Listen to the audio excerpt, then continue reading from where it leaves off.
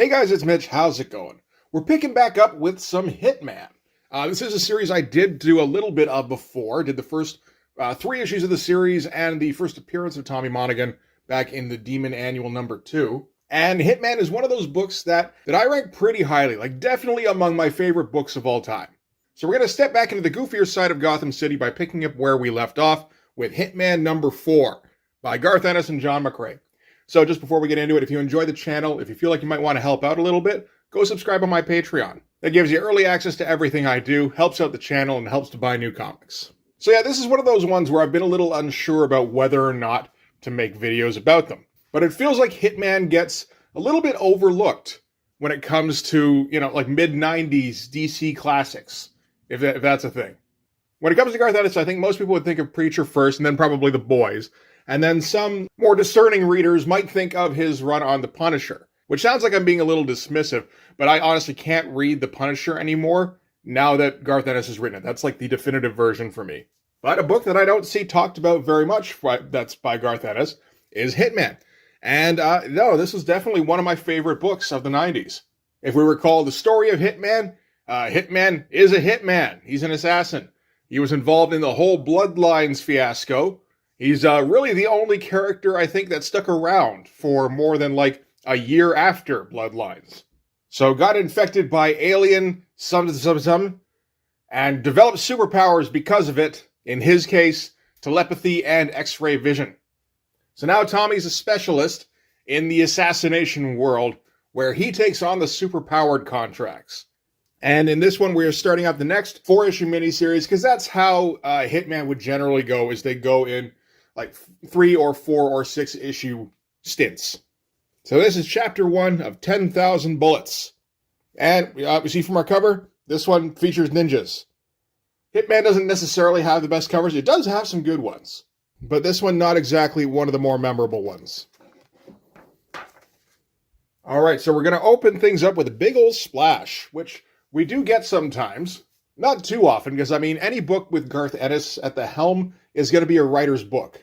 But we're going to use a technique that Garth Ennis has used several times in Hitman, actually, where he starts off a 4-issue storyline by basically giving you the ending of the story, and then going, okay, how do we get there? It's a little bit like how Bill Burr will say the most objectionable thing possible, and then see if he can win the crowd back. It's kind of a standard trick that a guy uses. Once he spotted it, it's like, oh yeah, he uses that shit all the time. So in this case, what we're finding out is that it's all just a laugh. It's all a big adventure full of guns and jokes and crazies. And then my best friend dies and I lose a girl I thought I had a chance with. And if you're really there, God, are you trying to tell me something? But if he's really there, the guy ain't saying jack. And nice big moody piece to start with. The art style on Hitman evolves in an interesting way. Because it starts out, and it comes from the Demon, right? Which is not exactly superhero. It's a little bit more like, like evil Doctor Strange in terms of style, I would say. And then the first 3-issue storyline it focuses largely on Batman. So it does have to accommodate superheroes. But around here, it's definitely becoming more of like a crime noir kind of look. Where John McCrae goes heavy on the shadows. John McCrae has a very cartoony style. Like excessively cartoony. He's been able to carve out a niche for himself, which is great. Because he does do some fun stuff. It does have an interesting effect because of how cartoony he gets, he doesn't really have a ceiling for how silly he can let the story be. But on the other hand, if he decides to get serious, it doesn't feel too out of place. Actually, what happens is it's more like you go, oh shit, this is really serious. And it feels more impactful sometimes. So we're going to start things off at a cheap motel in Gotham. And of course, Tommy lives in the Cauldron in Gotham, which is basically the worst part of town. So the worst part of Gotham, you got to imagine, is going to be pretty bad. So yeah, Tommy gets woken up in the middle of the night, somebody busting into his room with a shotgun, tells him to wake up. And he's like, who's that? And he's like, it's me. It's Crazy Dick Dunstan. And Tommy's like, who? And Crazy Dick Dunstan is like, what? You don't know me? I whack guys. I'm just like you. I must have done like 24 hits. And Tommy's like, I never heard of you before in my life, man. And we get a little bit of exposition here where he's like, well, now you have. Mo Doubles wants you on a slab. And I'm going to be the guy that's going to pick up the $100,000. And Tommy's like, all by yourself, huh? He's like, yeah, all by myself. I'm the one who tracked you here. I found you, and I'm the one who's going to collect. He's like, are you sure you're all alone? Of course I'm sure I'm alone. Attaboy. Blows his brains out and just lets him slump there on the floor and just, he can't even get a good night's sleep. And this is an interesting aspect of the Hitman comic. Even though it is very cartoony, even though it takes place in the superhero universe, it's going to get kind of bloody. Like, it's a cartoony kind of bloody, but it's there. Is this approved by the Comics Code? Because I think that is still in effect. It doesn't look like it is. But yeah, this is 1995. DC would keep using the Comics Code until 2011. God knows why. The newsstand had been long dead by then. And you want to say that Marvel probably stopped using it around the same time. Marvel stopped using it like a decade earlier, back in 2001, when apparently they submitted an issue of X-Force that got rejected and sent back to Marvel like, okay, make some changes. And Marvel went, you got it. We're not submitting shit to you anymore. It's like one of the few times that Marvel's had some balls. So from there, we're going to cut to an estate full of a bunch of wise guys. And we find out here it belongs to Mr. Doubles. And we have met the Doubles brothers. Although last time we saw them, that wasn't working out too well.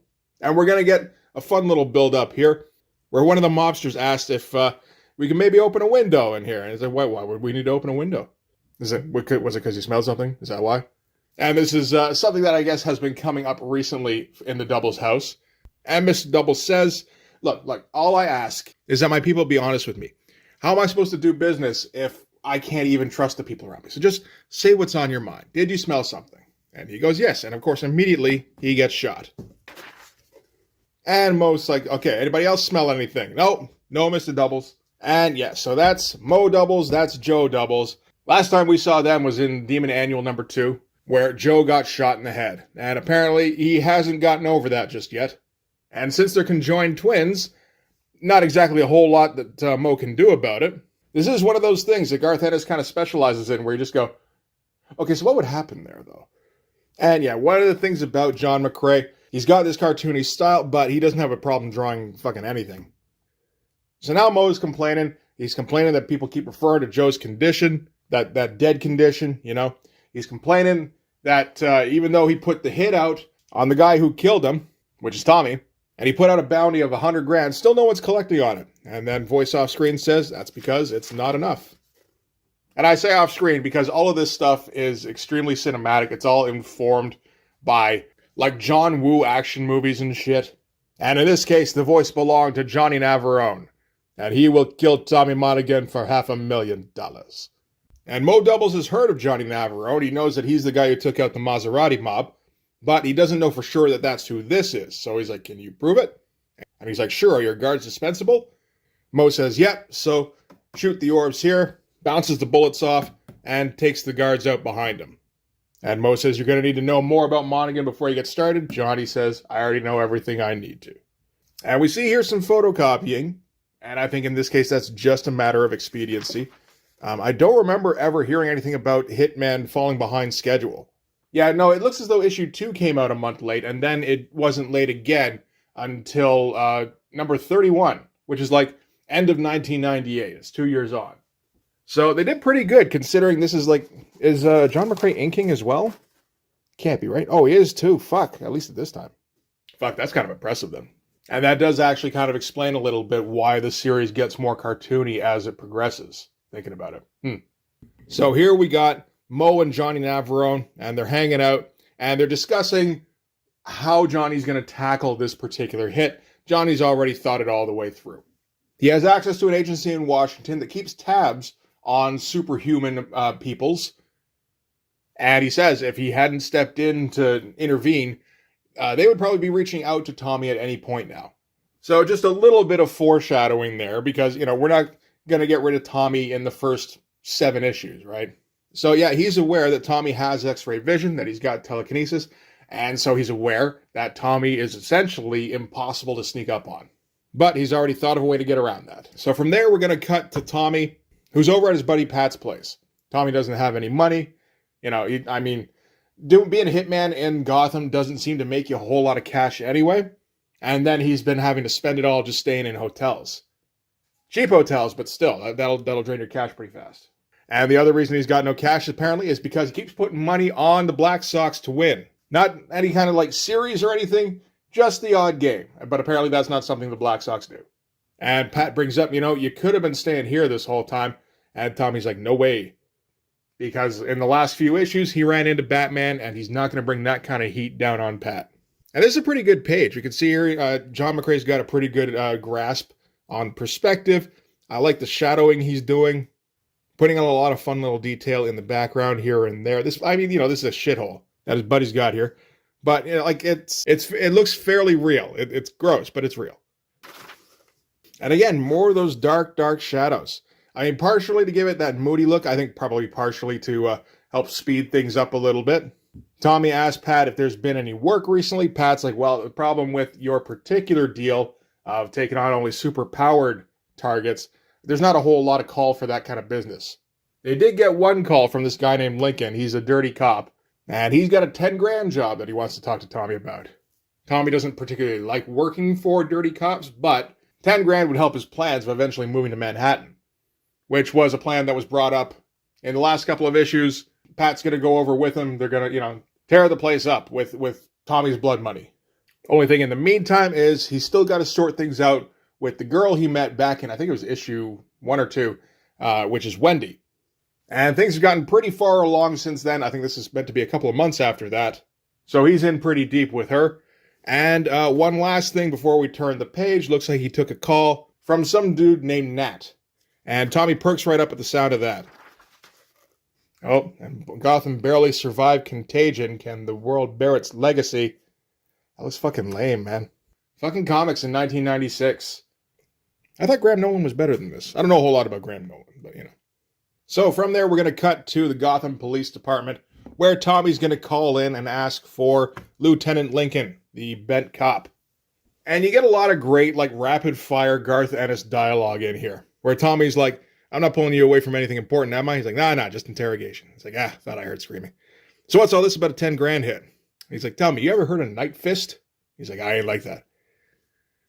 He's like, no, he's a super guy. Popped up a couple months back, been crippling dirtbags in the projects. And while GCPD policy on vigilantes gets a little fuzzy, it gets a lot less fuzzy when they find out the vigilante's been dealing the coke that he takes off the perps. And Tommy jumps ahead a little bit, says, and you guys aren't getting a cut, so you want him taken out. I'll think about it. And that's where that call ends. But it's a fun page for just setting up a pretty good little concept for a storyline. And this is just one of 3 or 4 storylines that are going on in this 4-issue span. That's another thing that's impressive, is just how many, subplots Garth Ennis can juggle at the same time and make it look effortless. As a for instance, now we're cutting to Tommy and Wendy and getting post-coital. And Wendy still doesn't know anything about Tommy. She doesn't know what he does. She doesn't know why he always keeps his sunglasses on. She hasn't really met any of his buddies. He never talks about himself. In fact, all he does is, he's a nice guy, and he always knows exactly what she wants, because he can read minds. And she starts saying things like, I'm in love with a man of mystery, and Tommy's like, aha, yeah. Wait, did you just say the L word? And she's like, yeah, does that scare you? And he goes, no. And then we get his internal monologue just going, ah! I do find it a little funny. I don't think Garth Ennis intended for Wendy to be any sort of critique on a particular kind of woman or anything, but it's a little bit funny that, she gets this guy who caters to everything that she ever wants. And so 2 months in, she says she's in love with the guy, right? Even though she knows literally fucking nothing about him. And we get a little bit more of Wendy's perspective on men, which is that most dudes are idiots when it comes to, their sense of humor. Which is, of course, one of the things about Tommy that is particularly likable, is that he's an extremely funny dude. So I guess that's one thing she knows about him anyway. And yeah, just a fun little kind of building up the world that Tommy's in here, building up the people that he's got relationships with. We didn't need much, just, 2 pages to kind of give us a glimpse into that particular relationship. That's all you need. And then we cut to midnight, probably somewhere else in Gotham, and a shadowy figure steps into a doorway. And before he can see what's going on, somebody off to the side goes, yo, rolling 60s, what's up? Which provokes a bit of a reaction, but no, it's not anybody here to whack the guy, it's just Tommy, who goes, how you doing that? Pretty good background scene for kind of a skinny vertical panel. That's all right. It's the right amount of detail. And again, we're getting just a glimpse of a relationship we're seeing for the first time between these two characters, but which is totally believable as having previously existed. Because they're immediately giving each other shit, they're referencing events from their past. It's going to come back up again. So, for instance, Tommy talks about how he's got some gangbanging pals that still want to talk to him about the Detroit thing, and how he's still wearing that terrible fucking hat.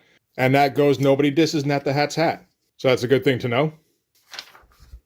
And Tommy starts running the 10 grand job by Nat, except that when they're walking to the stairs here, he notices Nat's actually got a bit of a gut going on here, which I guess he didn't have before, so has to start ripping into him for that immediately. And Nat doesn't really have a response for that, because that's the position you got to take, right?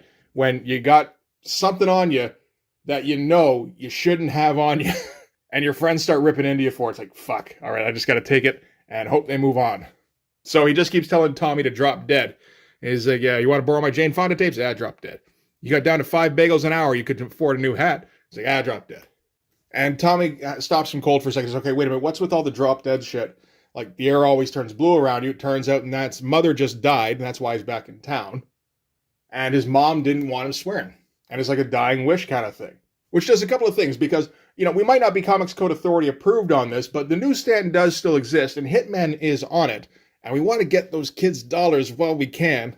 So that's a moderately believable way of having your characters not swear. The other thing, of course, is that when you decide you want them to go up against something serious, you can have them throw away the not swearing rule. At least, like a little bit. At that point, they both kind of realize at the same time they're about to get hit. And what they're going to get hit by is a gigantic horde of ninjas.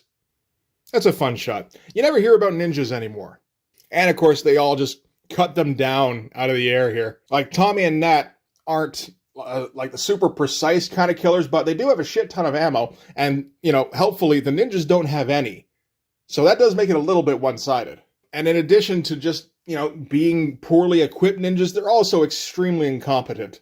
You get the feeling Garth Ennis, like he probably thinks the idea of ninjas is fun, but it's also dumb. And shouldn't be in Western culture, essentially. So now they got to figure out who sent the ninjas. Nat figures that they're probably not sent for him, because he's like, guys, I know, they're getting a gunfight. They remember to bring a gun. So able to ask the one guy who's still breathing, who are you working for? And he's like, go to hell, the Black Lotus Ninja can never be made to talk. And Nat steps on his nuts. He's like, oh my God, stop. It's Mo Doubles. It's 100 grand. Please just don't step on my nuts. And we're in mild danger of running out of momentum at the end of the scene here. So helpfully, more ninjas show up. Only this time, they're in an SUV, and they brought Uzis now. And again, just like kind of a fun little, we get a bit of this 4-panel composition. John McCrae seems to like this. I'm not generally a fan of it. I feel like it's a bit more acceptable with this more cartoony style, because he's not going for like dynamic shots really for the most part. He's going for a lot of comedy shots. And in 1996, DC is still running mail order subscriptions. That seems nuts to me. $18 for 12 issues, $16 for 12, $21 for 12. Oh, I guess those are the more premium ones. That's crazy. I wouldn't have thought they were still there that late. So anyway, Tommy still has the 44 that he took off of Chimp, I think it was, at the Double's funeral back in his first appearance, which he just kind of breaks out for special occasions, like popping the driver of an SUV full of ninjas, floats it over on its side, and the whole thing explodes, right? Because this is an action movie. It's a goofy-ass action movie, but that's what it is. And yeah, again, fun, like, cartoony explosion stuff. So at the end of it all, Tommy and Nat here just, kind of giving each other shit in the car. Nat's like, I guess you got to have some strong wrists to use a gun like that, huh? And Tommy's like, yeah, bite me, I got a girlfriend, all right? He's like, yeah, sure you do. He's like, you want to stop at Dunkin' Donuts? You haven't eaten in at least a minute. Just, to show that they're completely at ease. This hasn't rattled them at all. This is the kind of thing they're used to. And right at the end here, Nat brings up the Night Fist contract. And says if he still wants to do it, I got your back. And Tommy's like, yeah, sure, why not? And the caption says, just like that, I signed my best friend's death warrant. So that's our tease. But which best friend? He's got a couple, right? So in the next issue, who was Night Fist? Who was Johnny Navarone? And what did Tommy and Nat do in Desert Storm? Be here next month. And that's it for Hitman number 4.